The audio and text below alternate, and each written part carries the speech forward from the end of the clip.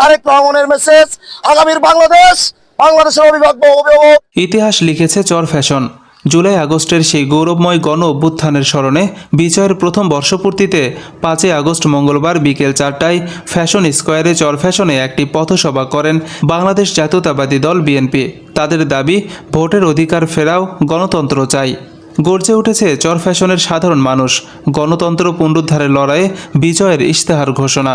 চর ফ্যাশনের ফ্যাশন স্কোয়ারে সাবেক নাজিমুদ্দিন আলম বলেন, আমরা মাথা নত করিনি, করব না।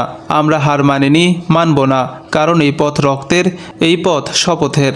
সাবেক সংসদ সদস্য নাজিমুদ্দিন আলম আরও বলেন, আমরা ভোটের অধিকার চাই, মানুষের স্বাধীনতা চাই। শহর থেকে গ্রাম, তরুণ থেকে বৃদ্ধ, সবাই সাথে আছে, কেউ পিছিয়ে নেই।